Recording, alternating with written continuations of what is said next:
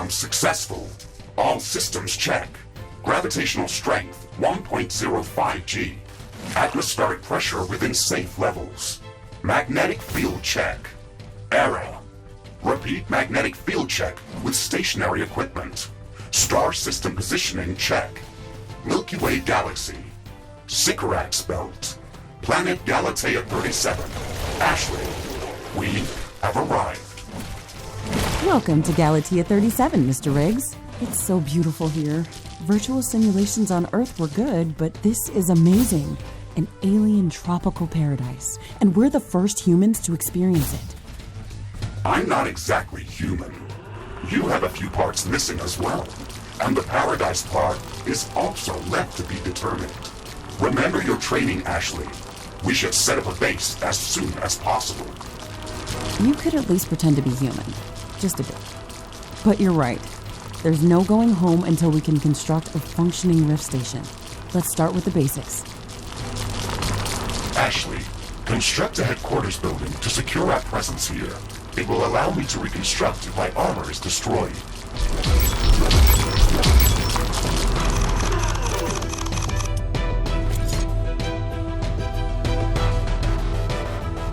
Headquarters construction is in progress. This is going to be our main base of operations on Galatea 37, our new home. We have to protect this building at all costs. You will be teleported here whenever I am critically damaged. There is no other backup if this building is destroyed. That's basic training, Mr. Riggs. Let's focus on the less obvious things. I am required to remind you of basic protocol, even if we've done this before. We need to expand the base. Let's build a carbonium factory to do the digging for us. Yes, we've got much more interesting things to do. Let's automate this.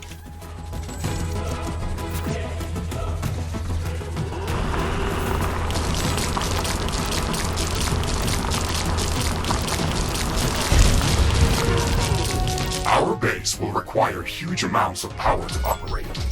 Right now, we can only construct some basic power plants, wind turbines, and carbonium power plants. Wind turbines are less effective, but they work around the clock. Carbonium power plants are very effective, but they use up the deposits that they are placed on. In the beginning, it's best to use a combination of these power sources. We can balance energy peaks and shortages by storing excess energy in energy storages. Also, remember to connect all buildings to the power grid using energy connectors. They connect all buildings within their area of operation, even if power lines are not visible. Ashley, I'm sure that our presence will not go unnoticed. We should build up our base as quickly as possible. Standard protocol advises to set up walls and sentinel towers around the base. However, I don't expect as much aggression from the native fauna as in the simulations. So far, it looks like the long-range quantum scans were very accurate. The local fauna and flora appear almost exactly like during training. Follow the protocol, Ashley. The environment in the simulation was very accurate, that's true. But the scenario was crafted by Riftbreaker Command. They usually focus on the brute force aspect of these missions. Do you want to run a brute force check if this is a simulation? You never give up, do you? Do you? Okay, Mr. Stubborn. I guess it won't hurt to set up some solid defenses, just in case. Thank you, Captain Novak. You're welcome, Mr. Riggs.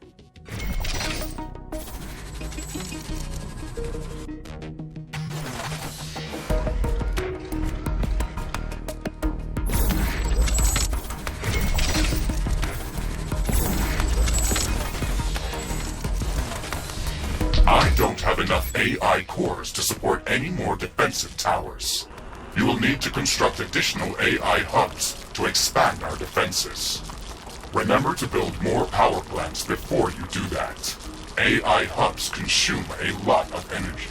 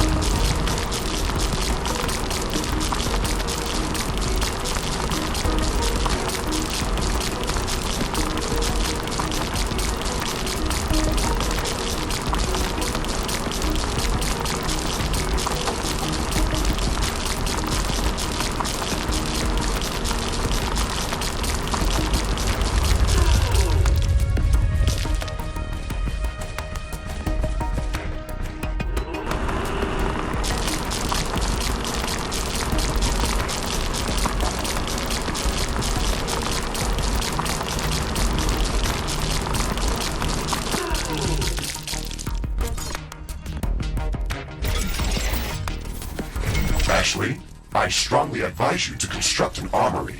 It will allow us to craft new weapons and upgrades, and also manufacture field repair kits, as well as other usable items. And it will produce more ammunition for your guns. Yes, that is an important building. Okay, these sentinel towers should keep us safe, so we can focus on expanding our base further.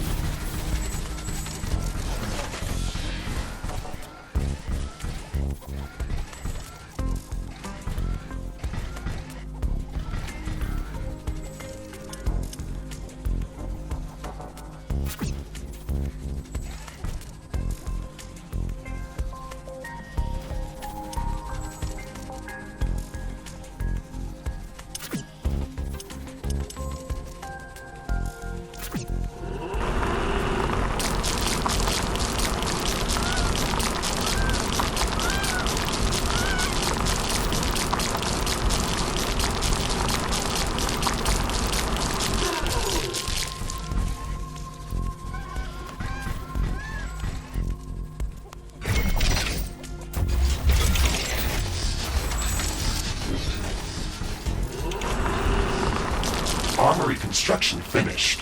We can now use it to craft new items. It will also automatically manufacture ammunition for my weapons.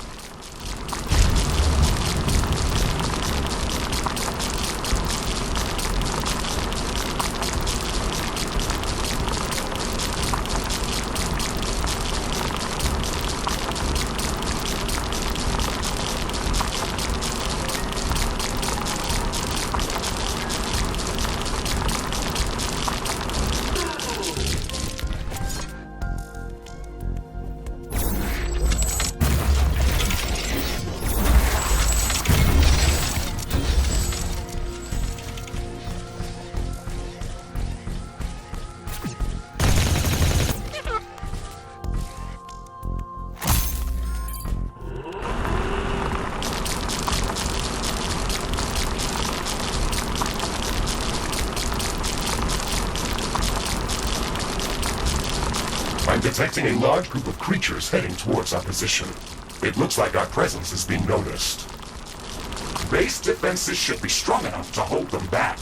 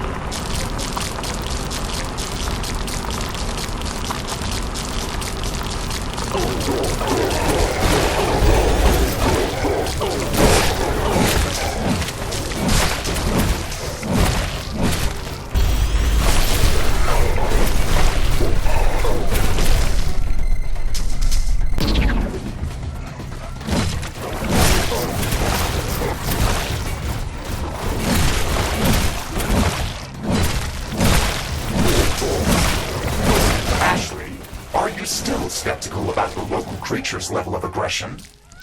I'm skeptical about the procedures for prepping this planet for colonization. Humanity lost its love for nature after the Yellowstone eruption, but that doesn't mean we shouldn't try to preserve this ecosystem.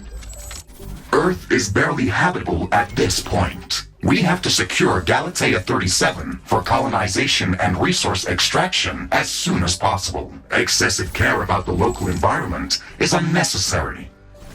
That's not entirely true. Other rift-breaking missions have already secured a number of resource-rich planets for humanity. We're not on the brink of extinction. Our goals on this mission are clear, and our survival and security is the top priority. Damage to the ecosystem is inevitable. You wanted to come here yourself, and you knew what has to be done. Are you doubting the mission? I know what has to be done. That's not the point. Galatea has to be prepared for colonization. I don't doubt that. If I didn't come here myself, then someone else would have. I believe that we can do this in a better way. We have to defend ourselves and secure the necessary resources to set up the Rift Station. But we don't have to destroy all the wildlife we encounter. Humanity doesn't need another stripped-down factory world. If we want to progress as a species, then we should study this planet and learn how to blend with the environment and prepare a safe home for humanity.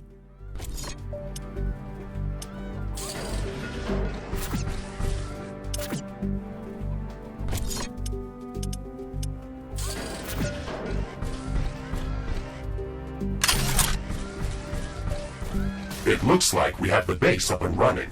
If you'd like to construct more advanced buildings, you'll have to upgrade the headquarters building. Unfortunately, this process also emits a lot of high-frequency energy waves. These creatures are clearly drawn to our energy emissions, so it will be like an alarm bell for them. We should strengthen our defenses before upgrading the HQ. The fog is clearing up. This will make things easier for us.